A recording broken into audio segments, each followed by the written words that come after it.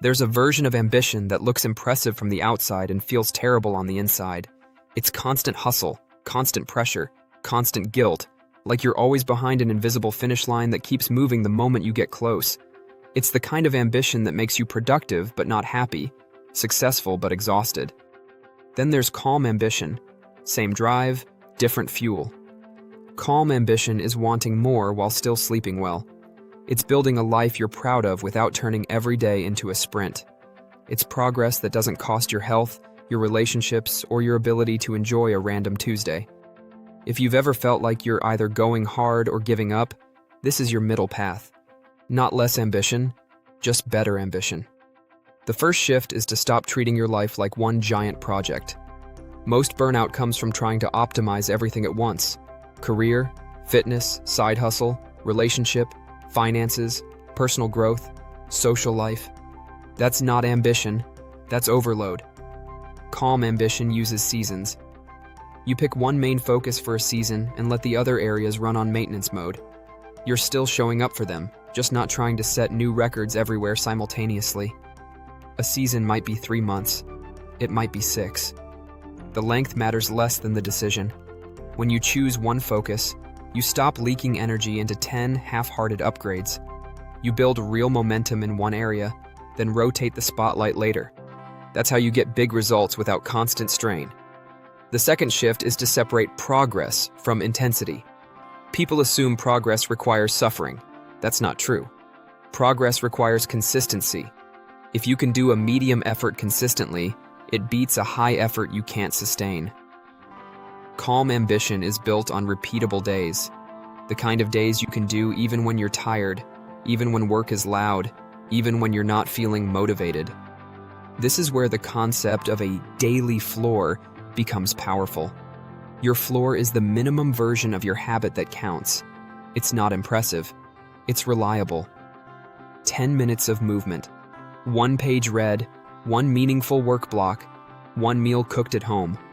Floors protect your identity on bad days, and identity is what keeps you consistent long enough for results to show up. Now let's talk about the real engine behind calm ambition: energy protection. You can't build a bigger life on a smaller battery, so instead of asking, "How do I do more?" ask, "How do I stop leaking what I already have?" Start by identifying your top 3 energy leaks. For many people, it's some mix of sleep chaos, phone scrolling, and unstructured commitments. You don't need to fix all 3 at once. Pick one leak and patch it gently. Move bedtime 20 minutes earlier. Put your phone in another room for the first hour of the morning. Limit social plans to 2 nights a week for 1 season. These sound small, but small patches can free up hours of usable energy. Then you direct that energy into the one focus you chose for the season. That's where the magic happens. You stop working harder. You work cleaner. Calm ambition also requires better boundaries, not just better habits. A lot of burnout is not from effort. It's from friction. Too many meetings, too many quick calls, too many yeses to things you don't actually want. Boundaries don't have to be dramatic. They can be simple. I can do Thursday or Friday. I'm heads down in the morning. I'm not available after 6. Every boundary is an energy investment. It protects your ability to keep your promise to the focus you chose. There's a key mindset here. You don't need to be available to be valuable. Availability is often confused with importance. You can be responsive and still have a protected block for building your future.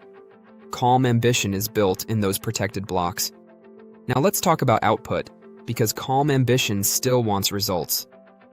The trick is to aim at leverage. Leverage is doing something once that keeps paying you back. In work, that might be building a template, documenting a process, automating a repeated task, or developing a skill that increases your earning power. In personal life, it might be setting up a payday system that auto-saves, meal prepping one default meal that covers 3 days, or creating a workout routine you can repeat without planning. Leverage turns effort into assets. This is the difference between being busy and being effective. Busy is constant motion with little compounding. Effective is fewer moves that echo. Calm ambition also includes rest as a strategy, not a reward. Rest isn't something you earn after you're done. You're never done. Rest is how you keep the engine running. Schedule rest the way you schedule meetings, a night with no plans, a morning with no alarms, a weekend where you move slowly. When rest is planned, you stop collapsing into it. And when you stop collapsing, your ambition stays calm. A big part of calm ambition is learning to measure the right things. If you measure yourself by output alone, you'll chase productivity until your health breaks. Instead, measure by a mix of progress and sustainability. Ask yourself, did I move the focus forward this week? Did I protect sleep? Did I stay kind to people I love? Did I feel mostly steady? Sustainability is not a luxury metric. It's a success metric. There will be weeks where your focus barely moves. That's not failure, it's life. Calm ambition doesn't freak out, it adapts. You switch to your floor version. You keep the identity intact. Then when life calms down, you ramp again. This is how you stay in the game for years instead of flaming out in months. If you want to put this into action, do a simple 30-day experiment. Pick one focus for the next month, just one. Then choose a daily floor for that focus that takes 10 to 20 minutes. Protect one block of time for deeper work on it each week. Patch one energy leak. And schedule one rest block like it's an appointment. That's it.